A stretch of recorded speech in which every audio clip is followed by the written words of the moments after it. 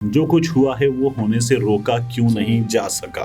तोड़ फोड़ की गई है, निशाना बनाया गया है, लोग अंदर घुसे हैं। पुलिस वाले वीडियोस हमने देखी, वो नौजवानों को ऐसे गाल पे हाथ रख के पुत्र मेरी गल सुन ना कर, तो तुसी ऐ नहीं कर सकते थे, तुसी किस कम दे मुसलमान हो। और जिसने अगर ऐसा किया भी है तो उसको सजा होनी चाहिए। आपने इतने सारे घर जला दिए।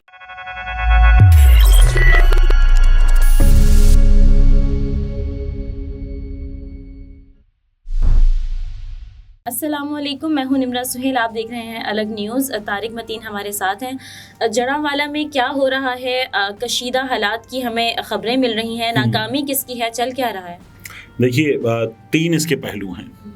एक, क्या हुआ है, दूसरा क्यों हुआ है, और तीसरा जो कुछ हुआ है वो होने से रोका क्यों नहीं जा सका। ये तीन पहलू हैं। तो जो क्या हुआ है वाला पहलू है वो हमारा मीडिया, जाहिर है कि मामला बहुत हसास है, इसलिए उसको पूरी तरह से नहीं दिखा रहा।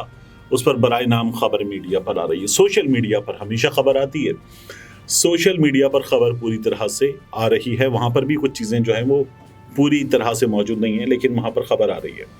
और क्यों हुआ है और रोका क्यों नहीं जा सका, इन तमाम पहलुओं की बात करें। सबसे पहले ये जान लेते हैं कि इस वक्त तक हुआ क्या है।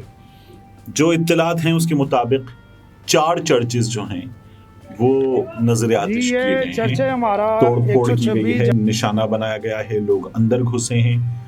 न सिर्फ ये कि उनकी बिल्डिंग को निशाना बनाया गया है और उनमें अंदर मौजूद जो चीज़ें थी उनको निशाना बनाया गया है, बल्कि जो अंदर मौजूद मुक़द्दस औराक़ हैं वो भी निशाना बनाए गए हैं।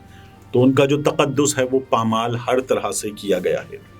उसके बाद जो मसीही आबादी है, उन मसीही भाइयों की, उसमें 40 के करीब घर जो हैं वो इंतकाम का निशाना बनाए गए हैं, सामान जलाया गया है, घर जलाए गए हैं, तोड़ फोड़ की गई है। और ये सिलसिला अभी भी जारी है। ये सिलसिला आखिरी इत्तलात आने तक जारी है। उसके बाद हुआ यह है कि वहाँ पर रेंजर्स तलब की गई है, क्योंकि पुलिस की मौजूदगी में सब कुछ हुआ है। पुलिस वाले नहीं कंट्रोल कर पाए।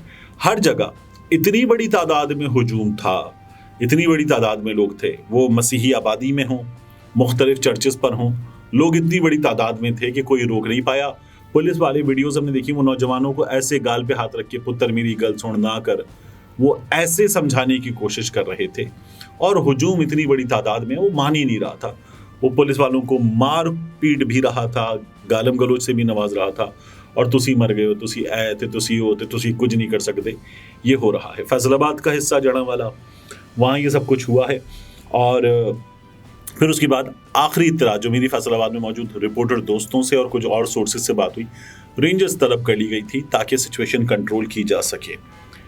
इसमें एक पहलू यह है कि जो असिस्टेंट कमिश्नर है उनके बारे में इत्तला ये आई सोशल मीडिया पे कि वो क्रिश्चियन फरार हो गए। और फिर ये कि उन्होंने, क्योंकि वो खुद मसीही बरादरी से ताल्लुक़ रखते हैं, उन्होंने जो मसीही कॉलोनी है वहाँ पर ये इत्तलात दी कि सूरत हाल इतनी कशीदा है, आप लोग निकलिए, आपकी जान ख़तरे में, आपकी ज़िंदगी, आपकी पूरी ये बस्ती ख़तरे में है, निकलिए।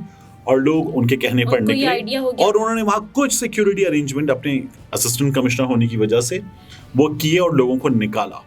तो लोग वहाँ से निकले हैं, और उसके बाद उनका ये ख़दशा दुरुस्त साबित हुआ। लोगों ने इंतकाम का निशाना बनाया है और जुल्म किया है, शदीद जुल्म किया है। मसाजिद से ऐलानात हुए हैं, साइयां ने, अब वो ईसाइयों ने, तो साइयां ने ऐ कर दिता है, तुसी मर जाओ, तुहाडी जिंदगी ते ऐ, तो तुसी ऐ नहीं कर सकते थे, तुसी किस कम दे मुसलमान हो। ये मसाजिद से एहतजाज की कॉल दी, ऐलानात किए गए, लोगों को बाकायदा बुलाया गया कि हमें ये करना है।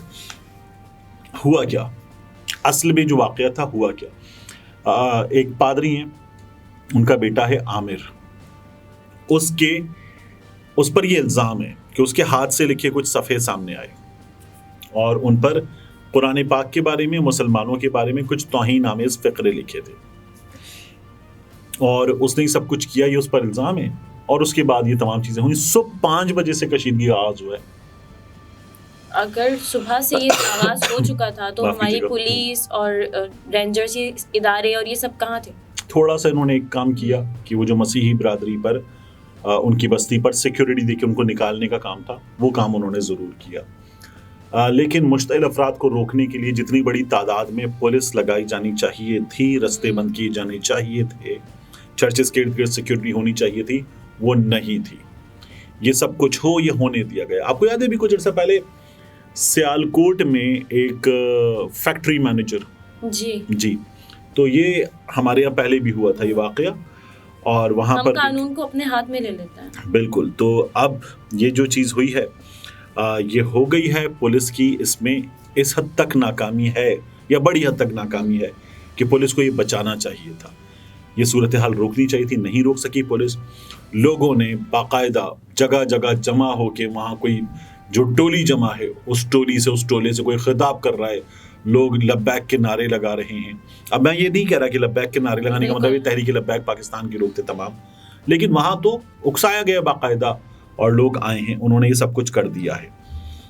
جو الزام ہے پادری کے صاحبزادے عامر پر، ان کا یہ کہنا ہے کہ انہوں نے یہ نہیں کیا، یہ ان کے خلاف کیا گیا، انہیں پھنسانے کی کوشش ہے، انہوں نے ایسا کچھ بھی کیا نہیں ہے. اور یہ سب چیزیں عدالت میں قانون کے طور پہ ہونا چاہیے. ملک ہے نا، مہذب معاشرہ ہے نا، اور باقاعدہ ایک ریاست ہے، تو اس ریاست کی ایک ذمہ داری ہے، قانون میں ثابت ہوگا. اور جس نے اگر ایسا کیا بھی ہے تو اس کو سزا ہونی چاہیے. آپ نے اتنے سارے گھر جلا دیے. بالکل. تو یہ جو ہے وہ تمام لوگوں کو تو اس کی سزا نہیں دی جا سکتی. اگر ہوا ہوگا تو ہم کیا کرتے ہیں اپنے ملک میں، ہم بات کرتے ہیں انڈیا میں اقلیتیں محفوظ نہیں اور نہیں ہیں، ان کے ہاں صورتحال ہم سے کہیں زیادہ بری ہے، مگر ان مناظر کے ساتھ کیا ہم منہ دکھا سکتے ہیں، آواز اٹھا سکتے ہیں، بات کر سکتے ہیں؟ بالکل. ہم بات کرتے ہیں کہ سویڈن میں یا دیگر ممالک میں باقاعدہ حکومتی اجازت کے تحت قرآن پاک جو ہے وہ نظر آتش کیا گیا، اور ہم عوامی سطح پہ اس پہ مظاہرہ کرتے ہیں. کیا وہاں پر حکومتی سطح پر کیا گیا؟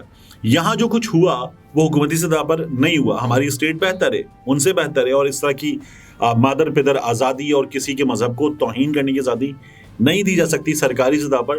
لیکن کیا اس کو روکنے میں کامیاب ہوئے؟ ہم نہیں ہوئے. وہاں قرآن پاک نظر آتش کیا گیا تھا، یہاں ہم نے بائبل نظر آتش کر دی. کیا ہم نے درست کیا؟ ہمیں سب کی مقدس کتابوں کا احترام کرنا چاہیے. ہم نے غلط کیا، اور بالکل کیا.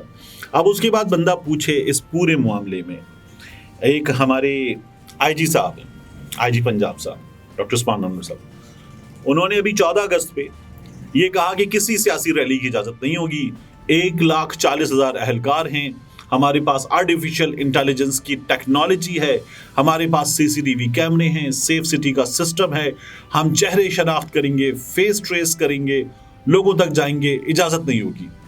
اس کے بعد نون لیگ نے ریلیاں نکال لی، باقی لوگوں نے ریلیاں نکال لی، اور وہ یہ کہتے ہیں کہ جشن آزادی کو خراب نہیں ہونے دیں گے. یہاں جہاں آپ کی ضرورت ہے، جہاں آپ کے کیمروں کی ضرورت ہے، آپ کی آرٹیفیشل انٹیلیجنس، یہ تو جھوٹ بولتی ہے نا ہماری پولیس، یہ جو ڈرامے ہوتے ہیں، آپ کی آرٹیفیشل انٹیلیجنس کی ضرورت ہے، آپ کے اہلکاروں کی موجودگی کی ضرورت ہے. یہاں آپ کیا کر رہے ہیں؟ کچھ بھی نہیں. ناکام. 9 مئی کو کہاں تھے؟ یہ جو 1,40,000 اہلکار ہیں، فیس ٹریس کی ٹیکنالوجی ہے، آرٹیفیشل انٹیلیجنس ہے، کیمرے ہیں، کہاں تھے 9 مئی کو؟ کیوں نہیں روک سکے آپ لوگوں کو؟ جو کچھ کر رہے تھے وہ لوگ، انہوں نے غلط کیا تھا، آپ نے کرنے دیا. آج جو کچھ لوگ غلط کر رہے ہیں آپ نے کرنے دیا ہے. کچھ نہیں پتا آپ کو آئی جی صاحب کو کچھ دنوں میں کوئی ایوارڈ وغیرہ، کوئی تمغہ وغیرہ بھی مل رہا ہو، کیونکہ آئی جی صاحب کو نون لیگ نے استعمال کر لیا ایک سیاسی جماعت کے خلاف مکمل طور پر. ان کی ناکامی ہم دیکھ رہے ہیں، مسلسل دیکھ رہے ہیں، ناکامی نہیں ناکامیاں دیکھ رہے ہیں. ناکامیوں کے علاوہ ان پہ الزام ہے، ان کی پولیس پہ، ان کی سربراہی میں ذل شاکا کے قتل کا الزام ہے، اس کے پوسٹ مارٹم کی رپورٹ بتاتی ہے. لیکن اطمینان سے یہ سب کچھ ہونے دیا گیا ہے، اور اب یہ ایک بہت بڑی ناکامی، بین الاقوامی رسوائی کی صورت میں ہمارے منہ پر یہ کالک مل دی ہے ان لوگوں نے، اور یہ ہو گیا ہے. اب ہم جو ہے وہ ایک بار پھر معافیاں مانگ رہے ہوں گے. جو بشپ آف پاکستان ہیں، انہوں نے بھی آزاد مارشل، انہوں نے پوچھا کہ کیا کر رہے ہو، ہم نے کیا کیا ہے، ہمارے چرچز کو جلا رہے ہو، ہماری بائبل جلا رہے ہو، یہ کیا کر رہے ہو. ان سے ہم معافی مانگ سکتے ہیں، ان سے ہم شرمندگی کا اظہار کر سکتے ہیں. جو ہو گیا اس کو ہم انڈو تو نہیں کر سکتے، یہ ہم نے کر ڈالا ہے، اور انتہائی افسوس کی بات، انتہائی افسوسناک ہے. ناظرین، گفتگو آپ نے ملاحظہ فرمائی. طارق متین ہمارے ساتھ تھے. اجازت دیجیے، اللہ حافظ.